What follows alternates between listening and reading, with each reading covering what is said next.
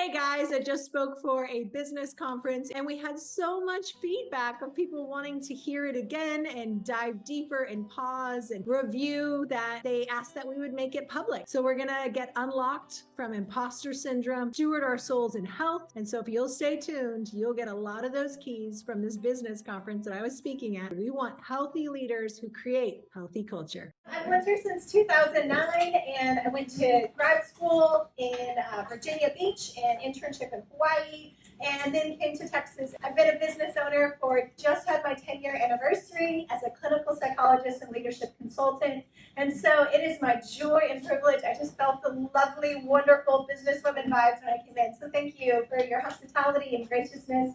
It is a joy to be with you. So first, I just think we learn really well through stories. And also, is the sound okay? Yes. Kind of going in now. Okay. So I'd like to tell you about Chloe. Chloe is an amalgamation of all of my clients and me. And so she's kind of the corporate woman, right? So Chloe is smart. She's brilliant. She gets great reviews at work. How many of us get great reviews at work? We work hard. You show up here because you are the high achiever. I know you. You're in my office. I know you. I adore you. Chloe did a presentation, and she was so fantastic. She nailed it. She got great reviews. Everybody was applauding and saying this is brilliant. But then she went home, and before she knew it, she couldn't fall asleep because her brain is reviewing every mistake, every detail. Well, what if I had said that? Did I sound immature? Do they not respect me because I'm a woman? What is this? And so all night, she cannot sleep because her brain is ruminating every single detail, even though she's telling herself, go to sleep. You got great reviews. Everybody told you you did great. You're fine. Nobody's firing you. You're not living under a bridge. You are fine. But yet, she cannot fall asleep because these intrusive thoughts and fears and anxiety are plaguing her and keeping her awake. I'd like to tell you about Simone.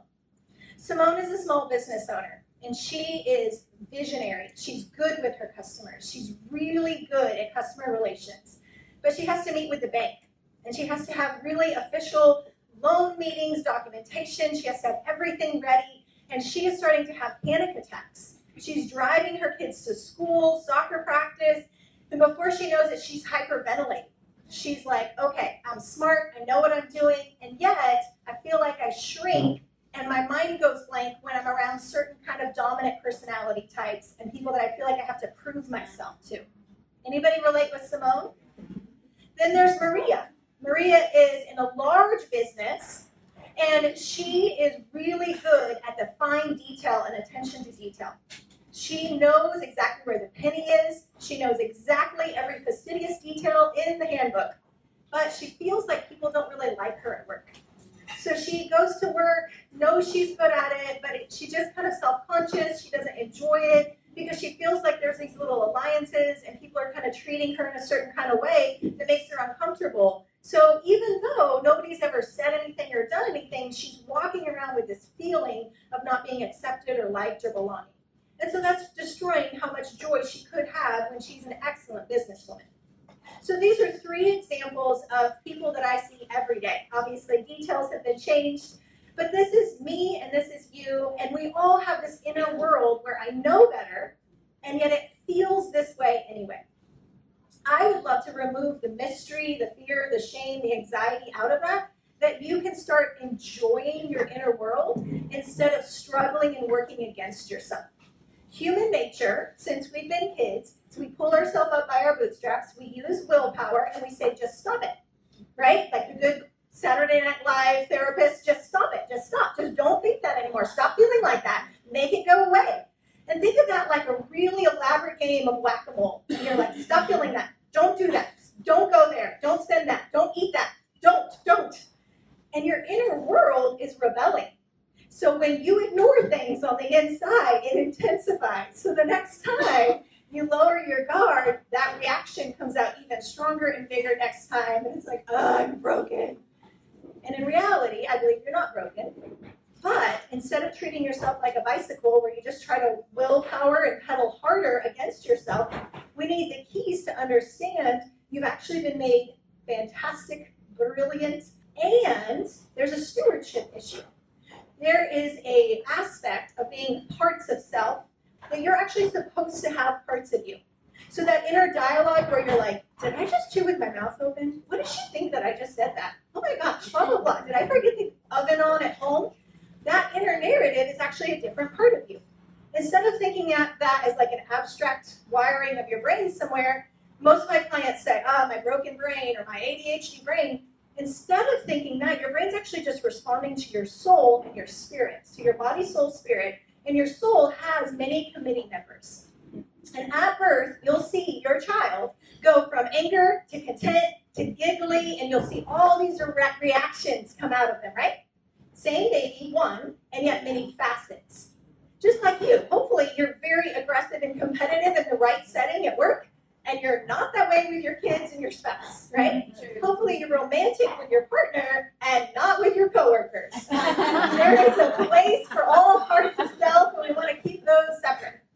The problem is, at any point when we believe a lie of shame about ourselves, I am.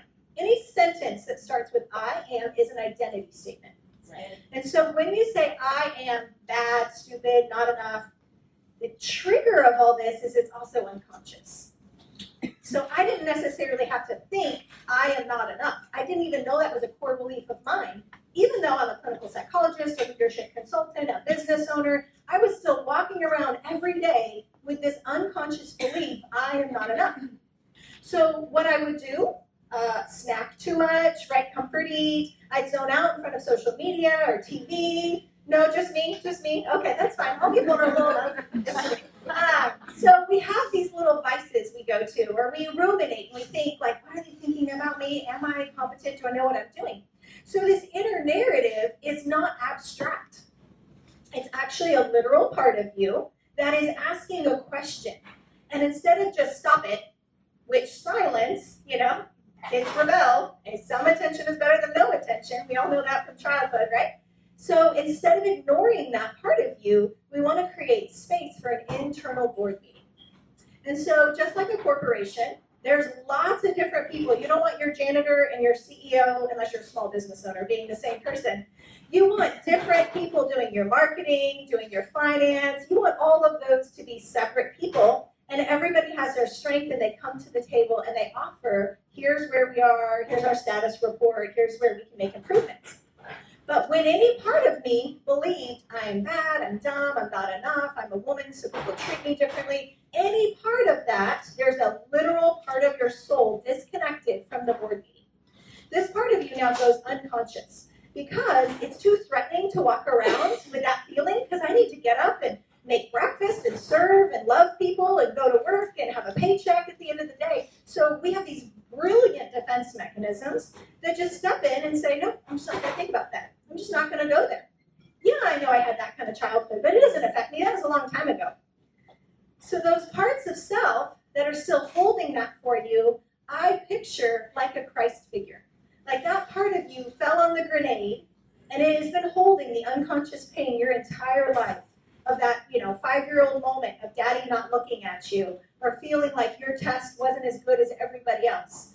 It seems really small and inconsequential, but our entire life we're forming core beliefs. And when we're young, the younger we are, the more enduring, like wet cement. So when you're very little and you're close to the ground and you fall over, you realize, oh, heights hurt. I don't want to fall over again. I never have to consciously think about it. The next time I'm at a tall place, I'm going to pull back.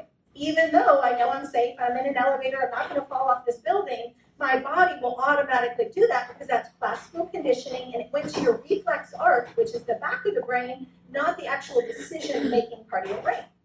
So every day, we have smart me going, I know what I'm doing. I am good at business. I am showing up, putting my best earrings on, etc. Kendra Scott, shut up. Just kidding. So then on the inside, other parts of you are having a completely different dialogue where it's like, oh, I hope they don't realize I don't know what I'm talking about. I hope they don't see through me. I hope this dominant person doesn't make me feel inferior like person of my past did. So all those classical conditioning dynamics from our childhood are called templates. And those templates are still playing in the background like a hard drive of a computer. So many years ago, I called Apple computers for support, right? So I did all my little softwares, but that spinning wheel of death was still going and it wouldn't work. And I'm like, Apple, you are so expensive, you should work. So I call him and I tell him about it. And he said, did you update your software? And I'm like, yes, of course I did. That's like asking, did I push the on button? Of course I did. He's like, let me check your information. He's like, man, this computer's from 2008. Like, your hard drive is ancient. It is not compatible with software updates in the present millennia. Like, who are you that you have a computer? And I still do, by the way, it's not. I really am frugal because of that whole background of the farmers and the Dust Bowl. That's just I'm still working on. So anyway, he's telling me your hard drive is too old. It's incompatible with current software updates. And it made me think, as a psychologist, how many times we renew our mind. We do positive mantras, we do these really positive, mentalizing our future. And yet my hard drive is still that little girl that feels inferior, doesn't belong, and someone's eventually going to see through my false self that I told myself. We don't do that on purpose, right? Like I don't put on a false self. My unconscious puts it on for me. So that's the way I see me, and it feels safer than to see the angry, the disappointed, the depressed, the rebelling, the antsy me that can't sit still. I don't want to see those versions of me, so we hide those. But if we were having a board meeting and the CEO is trying to talk, which is your prefrontal, that's your executive reasoning, and then you have this like chatter in the background, like you have all this noise back here. You have this part of insecurity coming up and you're like, oh, why does that insecure thought keep coming back? Why does that impulse to drink or pain pills, why does that keep coming back? I don't need that. I'm over that. I don't need that food addiction anymore. You know, whatever those things that our soul has developed over time, it's knocking at the back because I've been ignoring that. And when I disavow any part of me, and every thought is actually attached to a part of self. There's no thoughts in abstraction. There's a literal part of our soul that's holding that belief. So our job, instead of just continuing to have bodyguards push these parts of me out of the way, instead we create opportunity where it's safe for each part of you to be heard in a measured, slow, healthy way. So for instance, most of us as humans, I work equally with males and females in the business space, most of us human beings have imposter syndrome, right? That unconscious feeling that eventually someone's going to see through. We don't walk around with it every day, but that's where that insecurity, your mind going blank, overthinking that conversation, ruminating about what people are thinking about you, double checking everything. Those are all symbolic ways of trying to defend and protect myself from the fear that I am not enough and eventually someone's going to see through me. So on the inside, your soul is asking these questions, and instead of just talking over it and being like, it's fine, you know, I'm better for it, it's whatever, right? Instead of scolding and shaming those parts of you, we need to create opportunity. You can do it through journaling, you can do it through guided imagery, any internal work that you do where you go, I have a fear that people don't like me. So let's say Maria's case. I have a belief that I'm walking around in a world where I feel like I'm not enough and people are thinking some kind of way about me. For her, she would want to sit down and say, me that actually experiences and holds that from somewhere in the past. Doesn't mean it's not happening today, but it just means we want to go to the root. Anytime something intrusively, thought, feeling, experience, when it comes up and you're like, I wasn't thinking that, why does that keep coming?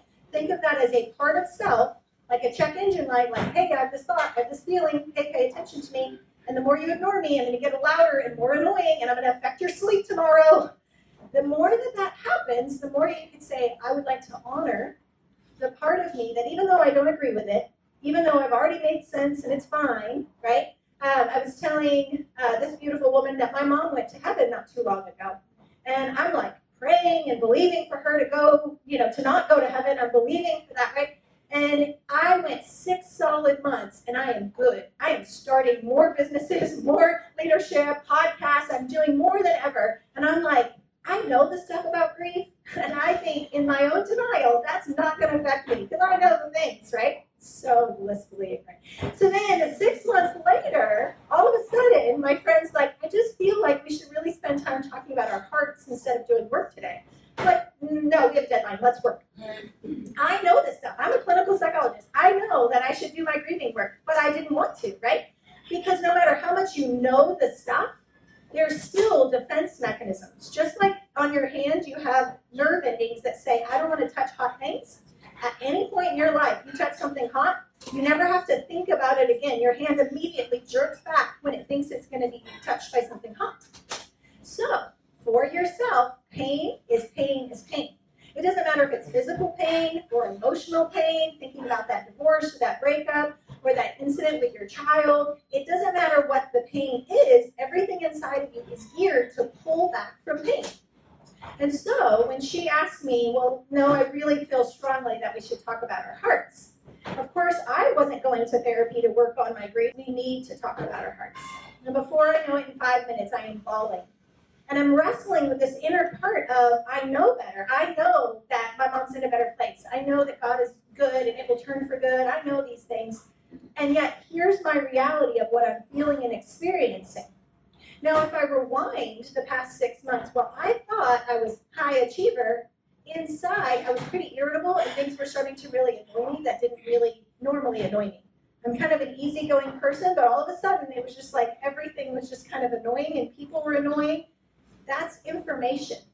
Instead of just assuming people are annoying or people don't like me or dominant personalities XYZ, I have to be responsible to steward my inner world. Why am I experiencing this? Instead of just assuming it's my environment, assume your environment is triggering something that's probably already inside. So then I went back and I realized, oh, that irritability is actually unprocessed anger, sadness, grief that was trying to come up, but it kept getting stuffed back down. And that happens to all of us. We have an inner world that is designed to hold and contain things for a really long time. That's why we have that blissful shock denial period. It's fantastic. But then over time, it's like, man, that divorce was this long ago, or that person passing was that long ago, or that job that I got fired from, or whatever. That shouldn't affect me. That's so long ago. People forget to make connections because shock denial wants to make sure we don't make those connections. So we want to do the inner work of being intentional and going back and saying, I've noticed that I've been craving carby sugar things late at night. I wonder what's going on. I've noticed that I'm leaning toward gossip more now. I wonder what's going on with my soul. I've noticed that I've become more short and frustrated with family. I wonder what's going on. Instead of just thinking that's a quirk and telling yourself to just stop it, that symptom is actually there trying to inform you of something. And when you take the time to actually do an internal board meeting and you say, hey, me, that is feeling inferior. I love you. I accept this part of me. And I want to bring you into the light and I want to hear from you. What in life ever made you feel inferior, not enough, not good enough? And again, your conscious mind is smart and sophisticated and brilliant and doesn't think that should have affected you.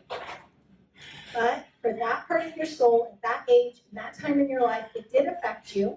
And so we want to honor those parts of our soul. By honor, I mean, it's like instead of patronizing where I go, okay, yeah, I know my dad was like that. I know my mom did that, whatever.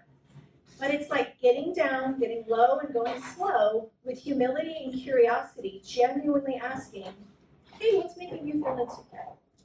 Hey, I love you. What's going on? And from that point, I'll even just journal and I'll write in different colors or I'll write in different fonts just to kind of represent different parts of me. So before you think multiple personality disorder, what I'm actually talking about is the chemistry, the beautiful mystery, the brilliance of being a multi-part system. You're in the healthcare world, we have 11 systems all having to separately work together in order to cause your one body to do anything every day. 11 separate systems, and they never merge into one. They're always separate. Cardiovascular, endocrine, everybody's having to do their separate jobs in order for one body to function. Just like a triune nature, you have a body, a soul, and a spirit, and within that, then you have different parts of soul, different parts of spirit, and you have different parts of your body, and they're all responding to everything, and they will always be separate. Multiple personality disorder means now we've created like a new symphony hall, a whole new personality, and then there's like a taking over where now this is separate from this, versus I hear my voice saying, I can't do this, right? I feel right now in my body insecure or alone or anxious or overwhelmed. That means it's still one building. I'm getting the feedback in my one corporation. I don't have multiple different corporations.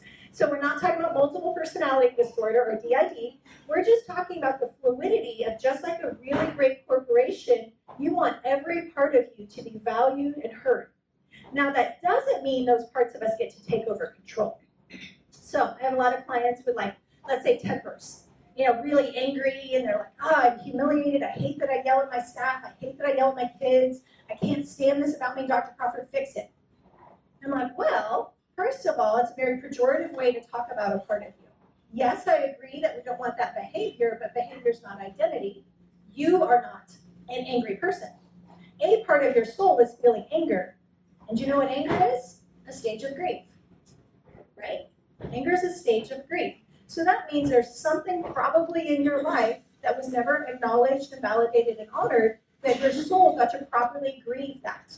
So picture it's like a part of your soul that took on the role of, I'll fall on the grenade, I'll hold the anger for you, you're welcome, and yet it's down here in the flesh, getting all kinds of input from dark thoughts and feelings and impressions, but it's still a literal part of your soul. So a lot of times my clients go, ooh, I don't, I'm a nice person, I don't want that, ooh, make that anger go away, that's not good. Instead of going, oh, I want to restore honor and dignity to the part of me that the grief got aborted because I didn't allow, or my family didn't allow, anger to be an honored part of our experience. So we have to go back. Sometimes my clients are depressed. I have several clients that they've achieved their pinnacle. They're making the multi-millions, their business is thriving, it's fantastic. And yet I don't really want to get out of bed, and nothing really brings pleasure, and it just is. I thought this would make me happy. I worked my butt off, and now I'm here, and I'm burnt out, and like, whatever. What you would do is say, a depressive affect means something is being suppressed. Something is not being honored and acknowledged. So for a lot of people, and everybody is completely different, there's no template on that, but a lot of people, if they didn't allow themselves to work through their sadness, their discouragement, their fear, their inferiority, and they've just been masking over that, or their anger, and they've been masking over it. It's like your energy, like you have a reservoir of energy, like a geyser, and there's this boulder that's sitting on it suppressing. And so people come in trying to fix the depression, make depression go away, instead of saying, oh, my inner world is out of alignment. I probably need to honor and grieve and work through some things. And let me clarify that when we say work through or grieve or honor or acknowledge, it doesn't just mean labeling. Cognitive labeling is software, where I make new insight and I go, oh, my boss is driving me crazy because he reminds me of my uncle who was so judgmental and critical. Now it makes sense. That's new insight. And we're so excited, we think, okay, now I'm not going to be annoyed because now I understand it. I'm not going to get inferior or feel small because I understand it. That's not true. Now you're going to know it, and it's going to drive you crazy, and it still bothers you anyway. Human, right? We're all here. So it bothers you because the hard drive, remember that old computer that hadn't been updated? Our hard drive has not been upgraded. Hard drive is where you actually acknowledge the part of you that does feel intimidated by dominant personalities and say, I love you. What was that experience like? And you're just using your imagination. It's nothing new age or hypnosis. It's just in your imagination, you picture the age you were at the age that might have been. You can even ask your soul, how old were you during that? What was going on?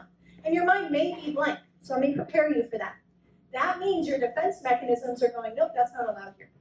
So you always start with defender, protector part of me, I love you, I acknowledge you, it's okay, come out of hiding, I'm safe now, that person, that event is over, it's okay to break the rule to be angry. A lot of us have family of origin rules that we were not allowed to do things.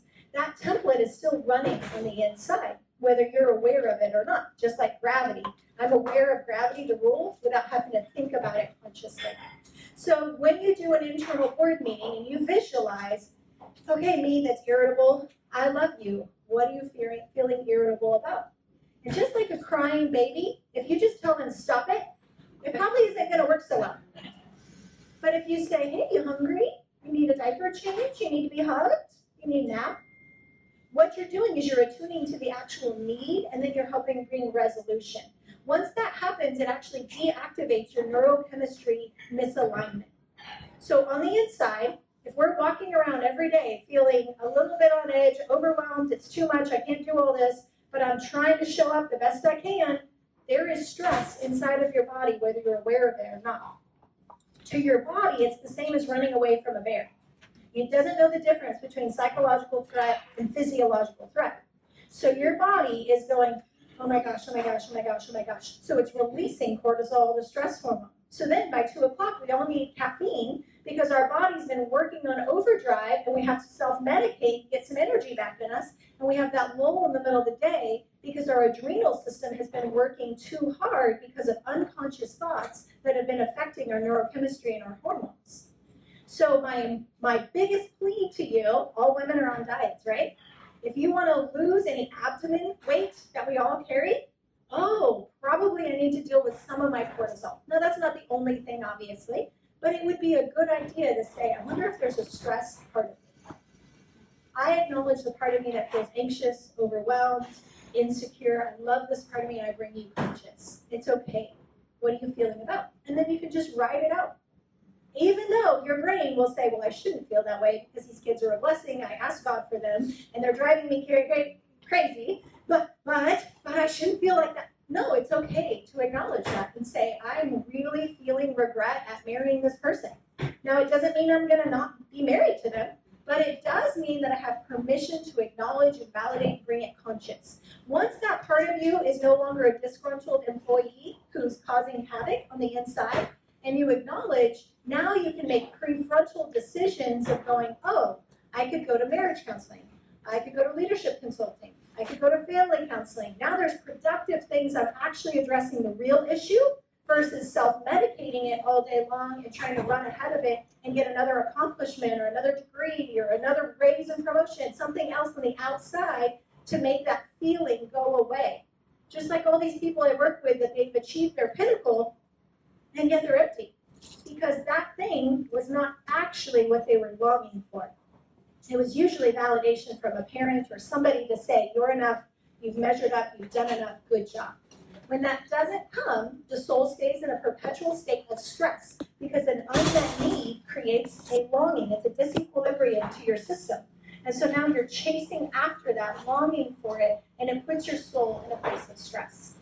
So an internal board meeting, if you follow our podcast and there's more speaking engagements, we can give you more information on that. Obviously, I can't lead you all through your own unique one, but I hope as businesswomen, I want you to not just do well professionally, I want you to thrive emotionally. I want you to show up feeling confident in your own skin, believing you belong in your seat, believing that the sky is the limit, and that it doesn't take from your family or your work for you to be the best version of yourself, that you really can have all of it. So that's it. If you guys have any questions, anything that you want to ask, I do want to start with this question here because a lot of people in the healthcare community have been affected by a great loss. Dr. Heather passed away a week before his 38th birthday. It was very unexpected. And so a lot of people are grieving and they feel like they're on the outside because they're not family or they weren't part of that group or whatever. So maybe if you can speak to grief for people that were close friends or work associates. So 2 things I would say about that. 1, grief matters because grief matters. It's like when my clients say, yeah, but I wasn't human trafficked. It wasn't that bad. It doesn't matter. There's no need for comparison. If you have a broken leg and someone has a broken pinky, their pinky is not less valid than your broken leg. It doesn't matter if you're super close or super far. Your grief matters. Your story matters. Secondly, grief often hits other things symbolically. So it's a transition. What other transitions in my life have I had? What other forms of abandonment or loss, or what other times have I felt forsaken, abandoned, insecure, unwanted? People were not as steady and reliable as I thought they were. What grief does is it throws off like the internal system of like the world feeling fair. And we all have this just world belief unconsciously that if I do the right thing, good things are going to happen. If I do bad things are going to happen, right? So when grief happens and an injustice is something that you're like, what? How did that happen? It throws off our inner world and it makes us second guess a lot of things. So we're grieving the individual, but we're also feeling topsy-turvy on the inside because a lot of your automaticity of what you take for granted that's running in the background now just got glitched. And so it can affect you on multiple layers, your own story, your inner world, and the loss of the particular individual. So I feel like every woman, or maybe it's just me, I don't know, but have some form of insecurity that you touched on. And what are ways that you can work on that? I mean, I guess without having to go to counseling. I mean, not every, I don't feel like you have to go for every, like, you know, someone might be just have some insecurities about, you know, their, I don't know, but it's not counseling worthy. Sure. You know? So an internal board meeting is designed for that, where you would say, hey, me that is feeling insecure, that does feel less than or not enough, or not pretty enough, not smart enough, whatever that is. I honor you and I acknowledge you. What is it that first made you feel like that? And then you start honoring and processing it. But again, it's not just cognitive label, it means actually have to grieve and process and get emotion out of it. So when somebody looks past you, like the research on depressed parents. So a lot of times we think, yeah, but I wasn't abused. If your parent was emotionally unavailable and their eyes didn't light up when you walked in the room, that tells you a very strong message of my presence does not bring joy to the world.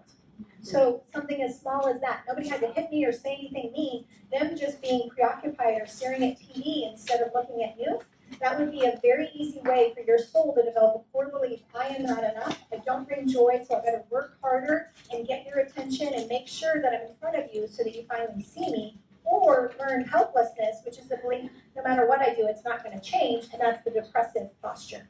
So it would just be doing that inner work to acknowledge and love those parts of you.